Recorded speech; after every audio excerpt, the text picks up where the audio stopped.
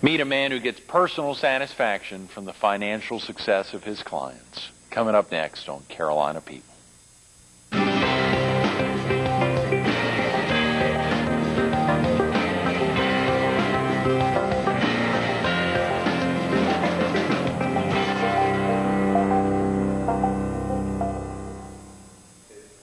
Good morning. Welcome to Carolina People. This morning we're at the Fox 43 studio. We're focused on financial insights, and we're visiting with one of its co-founders, Gilles Cote. Good morning, Gilles. Good morning, Greg. How you doing? Thanks so much for coming in this morning. Well, thank you. Thanks for having me. It's so exciting to learn. I remember when someone called to talk about possibly getting you in, you or your brother. And when I say co-founder, is it just the two of y'all? Yes, it is. Yeah, my older brother John. Yeah, so I guess I picked the larger straw this morning, I guess. So. Now, how many brothers are there? You've got brothers and sisters? Just my brother and I, and then we have 3 sisters as well. 5 kids. So I'm the youngest, and he's second to the oldest. So, is that right? And luckily, our folks are still living here in Myrtle Beach. So, what was that like growing up the youngest of 5? Well, hopefully you learn from everyone else's mistakes. So it was wonderful. We had a wonderful, loving home here, and grew up here in Myrtle Beach. So. Oh, great, yeah. Good. Now, growing up in Myrtle, did you get out of the area much, or we all pretty much stayed right here? Did you all travel a lot growing up, or? Well, originally we were born in New England, in Rhode Island, and near the Massachusetts area. So, luckily, my parents moved us down to Myrtle Beach in the early '60s, and so every year, at least once a year, we would pack up the wagon and head on back up the interstate and the turnpike back then. For at least a month during the summer. Is that right? Most of our relatives, cousins, and aunts, uncles still reside in New England. So, and we certainly, traveled the area in South Carolina because I don't know that we knew where South Carolina was when when we moved south here. Of course. So. What prompted that original moving down to Myrtle? My father was in textiles originally, up in Rhode Island, and they decided for economic reasons to start a new plant, a new industry down here in Johnsonville, South Carolina. Sure. And instead of residing in Johnsonville or in that area, they decided to build a home here in Myrtle Beach and along the coast. So and he commuted to Johnsonville every day. Yeah, I think it was 45 to 50 minutes of each side of the trip. So I think he's done his share of road warrior. Right. So.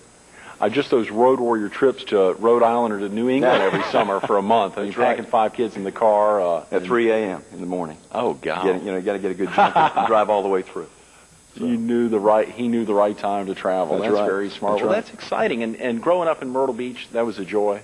Oh, yes. Yeah. It's quite a bit different than it is today, but it was wonderful back then. I mean, with the beach and, I can't imagine living back in New England at this point of my life. Seeing the development of Myrtle Beach over the years, and it's just been a treat really to have grown up here, seen the development, and I think the zoning it really developed quite nicely. And I actually 10 years ago moved my residence to Charleston. I still live here. I mean, live here during the week, down in the South Strand. But, so quite a bit of difference just in those 10 years. And, I would have to say mostly for the good. So, so you spend the weekends, you just spent this weekend in Charleston? Yes, in fact, this past weekend ago, we hosted our family down in Charleston, so it was kind of nice. I was going to say, those family members in New England must want to come down here all the time to visit your folks. Well, we're getting them more and more to come south. In fact, some of our cousins have, branched out, and 2 are living in Texas and, Baltimore. And so we're getting them out of New England slowly, bit by bit, like most of America, I think. Oh, yeah, very definitely. Golly, if they're not, and it used to be they were all moving to Florida. I know. I think they're all stopping here now. That's right. In Myrtle Beach. If south of the border doesn't stop them, at least Myrtle Beach does. Exactly. Yeah. We spend quite a bit of time in Wilmington, North Carolina, as well. We have an office there, and apparently that's a major retirement community for, the Yankees, if you will. So some of us. When you sit there and think of course, so much has to do with where that interstate ends. You know, Oh, yeah. Folks find Wilmington because they were able to travel 40 all the way down to a dead end. Exactly. Ties in real well, I guess, with, is it 26 that ends there in Charleston? Yes, it does. Yep, deadheads right into. With the opportunity to possibly have a 95 or 20 ending there in Florence. I mean, even that itself, just the opportunity to get an interstate ending in Myrtle. Right, exactly. Has a great appeal. It's nice to, finally see the road systems coming through here in this part of the state. It's going to just bring more people to the coast, I think, which is a wonderful thing. Gilles, did you go to school in South Carolina after high school? Did you? Yeah, I started for about 3 semesters at the College of Charleston, and which was my first foray into Charleston, and then from there went on to Clemson University, where I got my degree. What did you study? Financial management, actually. Oh, really? Yeah. So you knew at an early age that financial management was going to tie in the rest of your life? And I think I was influenced quite a bit by my brother. He had an accounting degree from Clemson, and my father is an accountant by degree and was in business his whole life. So, when I was in Charleston, I actually was studying pre-dental or pre-med, and with a thought of going into dentistry, and that I quickly figured out that the biology and the sciences may not be my cup of tea, so I decided to move on to this career. Right. And then upon graduation, I luckily had a chance to work for what is now Bank of America. It was NCNB at the time. That kind of dates me a little bit. That was in the early 80s. So spent a few years in commercial lending with them and another bank, and then found my way back to Myrtle Beach, Horry County. The Grand Strand kept calling me back, so I came back in '84 and worked for Waccamaw. Came to work for them. And my brother was working there. He was the CFO at the time, and worked in the importing and merchandise and financial planning arena eventually over about a 10-year time frame. Well, those are broad, importing, merchandising, and financial planning. That's a big sphere within. In this company, this was the Waccamaw Corporation? Waccamaw Corporation, okay. Right. Some of the viewers may remember Waccamaw Pottery and Linen Stores. Sure. And was founded in '77, and so I came to work with them. Basically, it was a discount retailer. Okay. And at the time, it was kind of modeled after like the Williamsburg Pottery. Originally, the original Myrtle Beach store was, and then over time it was expanded.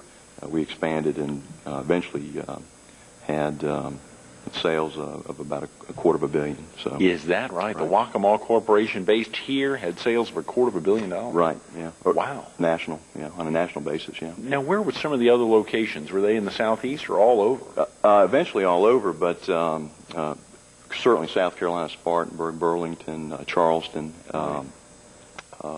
Chicago, and then branched down to Florida, up and down the East Coast, and never really got west of the Mississippi, but it was Virginia. And they always used that name, Waccamaw Pottery? Sure did, yeah. Waccamaw. Whether it was pottery or just Waccamaw at some point, I think we did change the local name, so to speak. Sure. But it was all controlled and run out of Myrtle Beach. That must have been other than AVX, it must have been the largest facility based here in Horry County that had a presence in other areas. Certainly one of the major employers in the county, no doubt. And I guess at that time, AVX was probably nothing like it was a few years ago and is growing back to become. Right. I think they were doing very well, but I think recently they were quite a bit larger. Well, that's fascinating. Of course, in that little stint with NCNB, was that in South Carolina, or did you cross the line into Charlotte? I was in Charlotte. You were, yeah. Back in those days, I don't know if it's the same way today, but back in those days, undergraduates and graduates that they recruited into their program, you spent about 6 months in what they called it was a training department, but it was really a credit. They called it the credit department, and you were just surrounded by 50 of your peers, and worked for. That's where you got your bank training, and you just, from that point on, you hooked up, whether it was you're going to go into the branches, or if you're going to go into the world or international lending community, or the local commercial community, etc. So they had, back in those days, if you may recall, intrastate banking laws were a little bit different, and they had some, as I recall, some loan offices in Florida. Right. So they were beating most of the other banks to expanding to other communities, other states. And so after about 6 months of my stint in the credit department, I transferred with them down to Fort Lauderdale and then to Boca Raton. So that was a nice experience for me down there.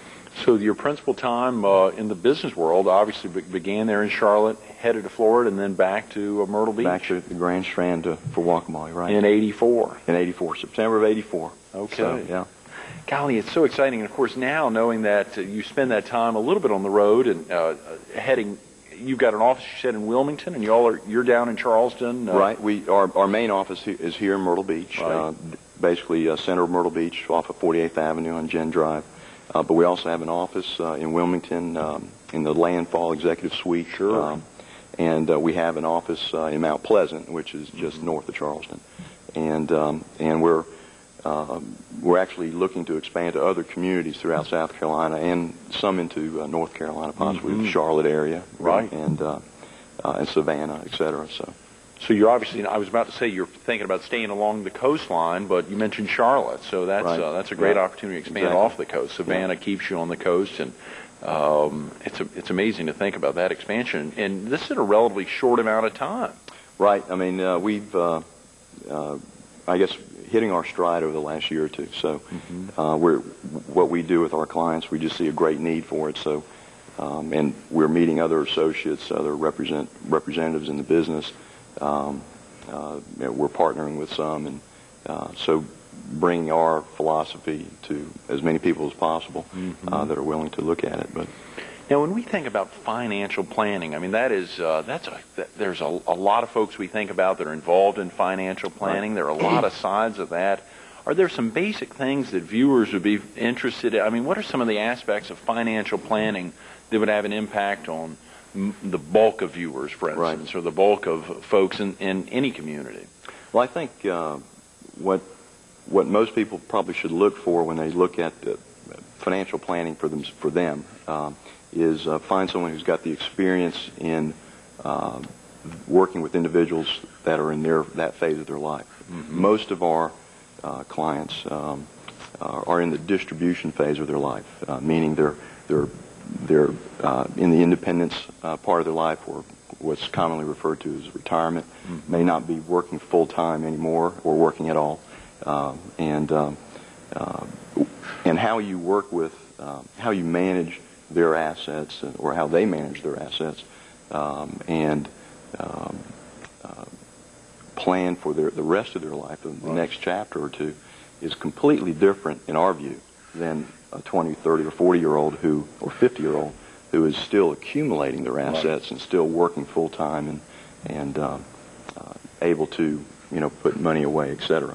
So what we would ask most of our clients or prospective clients is look for someone who is experienced in what you need to have done. But you're right, financial planning is in our industry. There's so many different sects or areas that you can specialize in, our specialty is more in the lines of retirement or distribution. Not that we don't have clients at all ages, excuse me, but that tends to be one common denominator. Gilles, this is a huge, when you think about it, for any client, this is a huge trust issue. They've got to feel comfortable with you and or your brother or any of the other folks within Financial Insights in that distribution stage. You oftentimes begin thinking of other family, and you are helping them continue to, I guess, expand that wealth a little bit before distribution. Right. But it's a huge trust factor. Exactly. That it's interesting you bring that word up, because my brother in our workshops and seminars, one of the things he always says is, "What did your mom tell you about trust? Don't trust anybody." And so you have to earn the trust. And we tend to. That's basically what we try to do with our prospective clients, is to work with them at their pace. We're want to get to know them. We want to build a relationship with them, and want to know who they are, really, not only from a financial standpoint, but who they are from a family standpoint, and what their values are. Right. And because we know that we're, if it's what we would like to see, and what probably will happen and has happened, is that we will be life planners with them. If we're coming to know somebody and he's 70 years old today, then, we would expect and hope that he would expect that we would be with him for the remainder of his life. And that could be 20 years or 30 years, or it could be, 2 years. So, and I think at that point as well, when that day occurs, that's when we really, earn their trust for the family members that are remaining. So. But it's getting in the first time. How do y'all find some of those common bonds? Y'all are not in that distribution stage in life, you and your brother, even though he is your older brother. Yeah. I mean, he's not that much older. That's Exactly. Right, yeah. I mean, how do y'all find opportunities to interact with folks? I think I heard last Thursday night or so y'all had an event. Yes. Maybe you can talk about how y'all do those. And, of course, again, this is, obviously, this is a non-commercial show, but it's fascinating because oftentimes folks think about financial planning, and whether it's our viewers or folks just out on the street. Right. A, how do they decide who is going to be somebody that they're going to trust? Right. And B, how do y'all go about just building those bonds? Right. For us, the way it begins for us is we have workshops, dinner workshops, or commonly referred to seminars, etc. And we'll ask folks to come in if they're interested in seeing a workshop that we put on. Where I guess that's their first entrance into seeing if they like our personality or not. And my brother and I run each of those ourselves with some support staff. And but we have seminars, and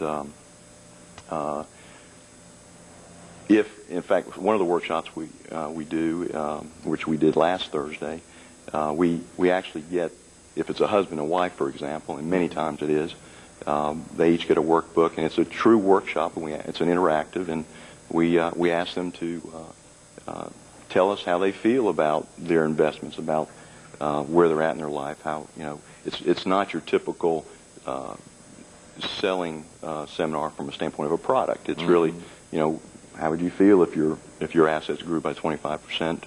Would it change your lifestyle? Or if you lost 50%? But and then at the conclusion of those workshops or seminars, we have a social dinner with them, basically, and they're given an opportunity to let us know if they would like to meet with us. And we know just by history that statistically a certain number will, because we think a lot of the workshops we put on, and so then they'll come to our office, depending upon what locale we're in. Where you are. And my brother and I, John and I, both conduct those meetings. If they see us at the seminar, then they're going to be meeting with us when they come to the office. And so that's primarily how we get our names out in the community and get to meet some of the first times, anyway, the prospective clients that we work with.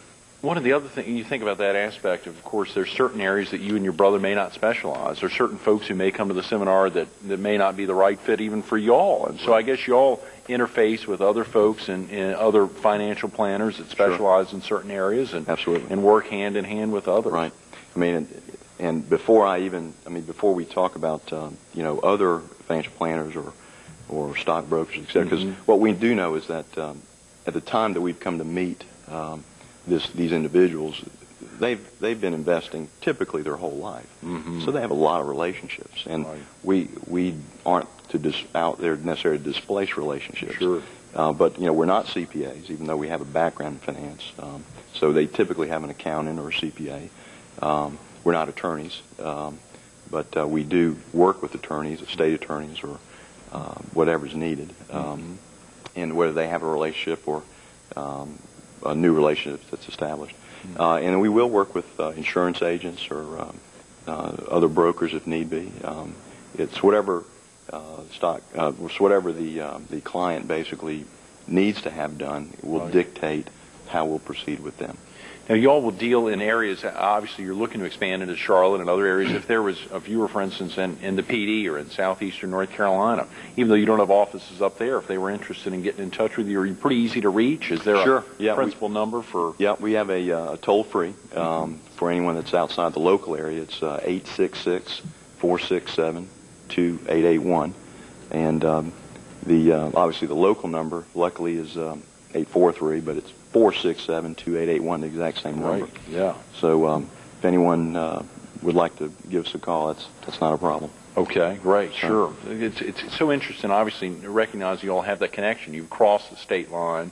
You're, into Wilmington. Right. You're looking at other areas, right. And of course, right. So many folks think there's big differences between the two states. But in financial planning, that's a national thing. I mean, much exactly. of that is. In fact, many of our clients, we have clients all over the eastern seaboard, really. I mean, Maine, Massachusetts, New York, Virginia, and of course North Carolina, and Florida, Georgia. So it's a heavily regulated industry that we are in, which is good. Which is great. So we even working with some people in Ohio. So everyone, not everyone, but most people that we come into contact with in South Carolina aren't originally from here. So they may have second homes or their original home back home. So we get licensed where we need to be licensed and meet with them however we need to do that. Jill, how long have you and John been building these relationships? Right. Well, I've been in this business about 10 years, going on 11, and I left Waccamaw to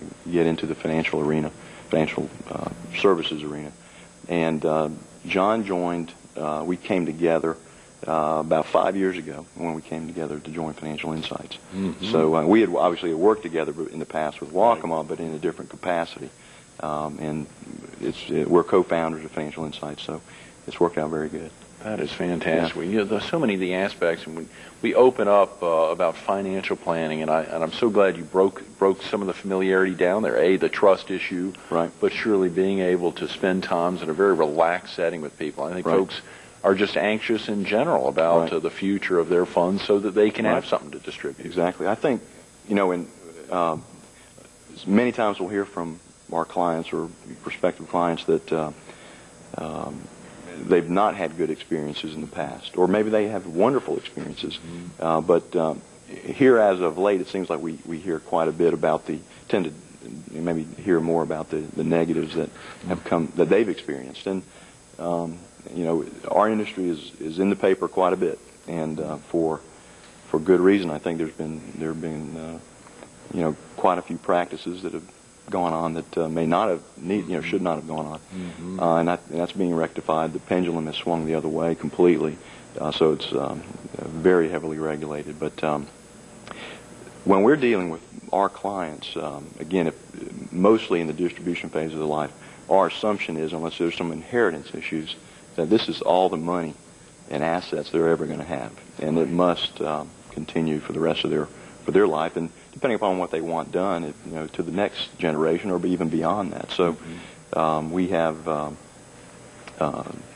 great care with that, and we certainly take it to heart. And the trust issue is a huge part of it. I wouldn't say a hurdle necessarily, but because I think we do earn their trust, and obviously if they're clients. So. Have you gotten some opportunity? You said your parents still live here in Myrtle, yes, so you've probably met some folks through your folks. And I think you said you're the youngest, and he's the second of 5. Yeah. How about your 3 sisters? Have they gotten involved at all in either in Financial Insights or involved in the financial planning sphere? Not to this point. Our oldest sister is a school teacher here, and John's daughter is working with us as well as my wife. She's an electrical engineer by degree, so she's very detailed, and that's good to know. Yes. So not that we're not, but detailed. The I's need to be dotted and the T's crossed. So, but other family members beyond that have not joined us. I don't. Hopefully, that's not a good indication. Hopefully, it's not an indication of who we are. I'm sure over time they may. I think our clients do. They when they come to the office, they meet all of us, and or come to a workshop or seminar, and I think that's one thing that may impress upon some of them is that we are, in essence, a family business. Right. And there are some things that go along with the family business that are wonderful. So, Gilles, with that in mind, what part of Financial Insights do you think is giving you the biggest personal satisfaction? I think it'd have to be when solving a client's problem or issue. They're putting their mind at ease as far as what are they going to do with is their future financially speaking secure. And I think when we work with clients or couples or individuals, and we put their mind at ease that you're going to be fine. In fact, you're going to be better off. You're going to be better than fine, and this is how we're going to get it done. And they see the actual the steps and why that is going to be the case. Seeing their relief, quite honestly, and their relaxation at that point, I think that's a very rewarding situation for us. And I'd have to say that's probably it. Perfect. Thanks so much for being with us this morning. Well, thanks, Greg. Thanks for having me. Absolutely. Stay tuned to more Carolina People with Gilles Cote coming up next.